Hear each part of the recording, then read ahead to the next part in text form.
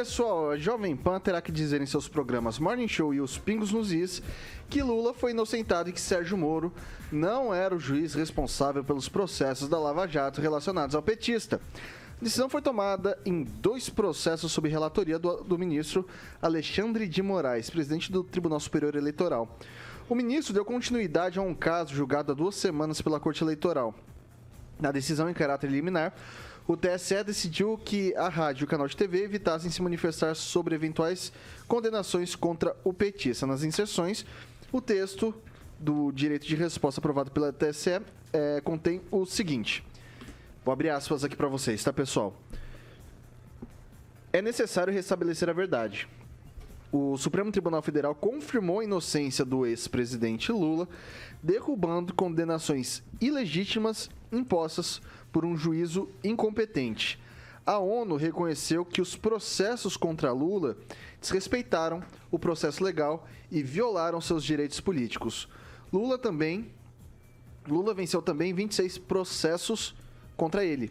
Não há dúvida. 2 pontos. Lula é inocente. Fecha aspas. Eduardo Lanza. Olha, Vitor, é triste ver a democracia brasileira sucumbir dessa maneira. Principalmente onde dizer a verdade virou crime, virou motivo de hostilidade por parte de um tribunal. E eu só digo uma coisa, Vitor. Como eu disse no começo do programa e reitero aqui, Pai, afaste de mim esse cálice de vinho tinto de sangue. É triste, é lastimável e é repugnante. Emerson Celestino. Então, o Pingo nos Is, né, levou uma fake news obrigatória. Além de censurados, eles vão ter que mentir. O Morning Show não deu tempo porque a sentença saiu depois, né, de acabado o Morning Show. Nem isso o Alexandre de Moraes foi competente. E aí a paridade, o segundo turno foi criado em 1976 em Portugal e aqui em 1988 com a Constituinte. A paridade diz, a paridade que é o princípio da paridade do sistema eleitoral, que o primeiro e o segundo lugar, no segundo turno, tem os mesmos direitos.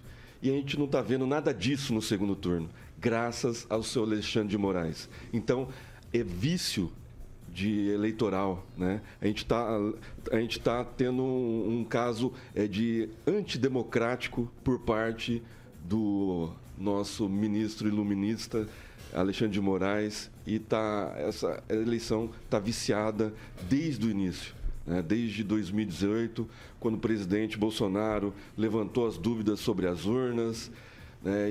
E no processo eleitoral que transcorreu durante 2020, sobre várias dúvidas. Então, eu acho que fica até difícil da gente pronunciar algumas palavras aqui, a gente tem que medi-las, mas os vícios eleitorais da paridade está bem claro para as duas partes. A gente vê um lado levando vantagem, ampla vantagem, inclusive em inserções, mais de 154 mil inserções, e a outra não levou, né, essa vantagem. Então, a paridade foi quebrada, né? Está lá na Constituinte, de 1988, né, a paridade do segundo turno entre 2 candidatos, e não houve. Então, quebra-se regras, rasga-se a Constituinte, e o senhor Alexandre de Moraes nada é feito. Eu espero alguma coisa até às 7h59 de domingo, porque depois de transcorrer a apuração, não adianta. Aí é choro de perdedor, né? Se tem que fazer alguma coisa, que faça até às 7h59 do domingo, dia 30. Edivaldo. Tem que ser cuidadoso com esse tema. Meu Deus do céu, troço difícil de fazer uma abordagem, né? Mas eu vou ficar atento tão somente, especificamente, à questão técnica, né?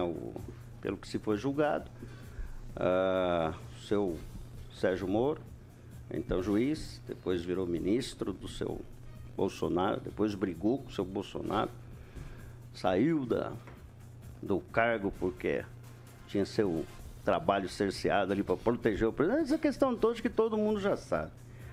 Acusa-se o Moro de ter sido parcial, de não ter garantido ao Lula todos, né? Não sei se pode falar o nome do candidato aqui, não foi lhe dado todos os direitos de defesa. Depois chegou à conclusão que até a jurisdição, enfim, quer dizer, esse é o roteiro dessa história. E a gente acredita, eu acredito que a gente sempre quer ver a história pelo retrovisor e então vai se ter uma noção exata do que aconteceu. Já há, obviamente, a tentativa, parece de se construir um discurso meio derrotista, assim, né? Já se preparando para o day after da eleição. Não sei até que ponto é verdade ou não, né? Que se atribui essa percepção muito ideológica do comportamento do STF. Não, realmente eu não sei, não faço análise, que eu não consigo, eu não tenho os elementos necessários para isso. Eu prefiro a equidistância, né? Ficar distante disso e observar como bom jornalista que eu tento ser e não sou tão bom assim. Mas pautar e protestar sempre pela tranquilidade, pela legitimidade do processo, tranquilidade, pacificação deste país, sobre qual governo vai ocorrer a partir das 20 horas de domingo. Eu espero que tanto um lado quanto o outro tenha essa responsabilidade de conduzir esse país para aquele lugar que todo mundo quer. Aceitar a decisão das urnas. Se aceitar, e todo mundo aceitar. Que não foi isso, aceito desde 2018, né?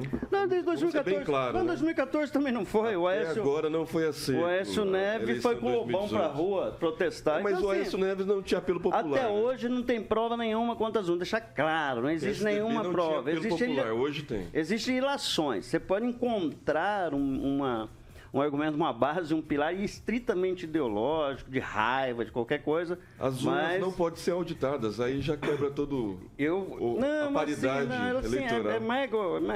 Aí sob suspeita. Mas já passou isso, agora inserções. A urna a gente já não discute mais, agora é só as inserções. E acho que até hoje não dá mais tempo, amanhã pode ter outro tema. Só as 2 balas de prata, as 3 balas de prata, enfim, acabou, não tem mais bala de prata. Vamos ver as urnas que vão decidir. E vão deixar isso. Então, vou falar muito, não. Se eu falo que ainda fala muito, será que quem fala muito faz o quê, Francês? Bom dia, Cavalo. Bom dia, Cavalo. Ok, vai lá, Francês. A Jovem Pan é o ponto fora da curva, né? A voz dissonante. A Jovem Pan ainda processa o jornalismo de forma antiga e correta, que você expõe as partes, você discute, coloca tudo no caldeirão, vamos discutir. Não concordo com a Jovem Pan? Vá à justiça, processe, né? Mas ela é aberta, ela é diferente do restante do jornalismo, principalmente do consórcio aí, que tem alcance nacional, né, também, que fala apenas de um lado. Então não se exerce mais o jornalismo neste país. A Jovem Pan realmente é diferente. Isso causa perseguição, ela aflige os que não são democráticos, as pessoas que têm tendências ditatoriais tendem a perseguir, sim, a Jovem Pan. E o que se está determinando agora é terrível, porque se fala de um juiz, e eu não vou entrar no mérito, quando na verdade foram 10 juízes. Não foi um juiz. Não é só esse senador eleito, nem estou falando sobre isso, nem criticando o ministro lá, que nesta altura do campeonato impõe um caráter liminar numa coisa que com a eleição vence e acabou a situação. Se tiver que prejudicar alguém, prejudicou, diga. Não sei se me permite, inclusive se tivesse ocorrido erro na primeira fase do processo, o próprio TRF4 teria corrigido e não teria aumentado a pena. Mas eu não quis nem entrar nisso aí, porque é uma coisa que a gente diz sempre, né? E fazer o quê, né?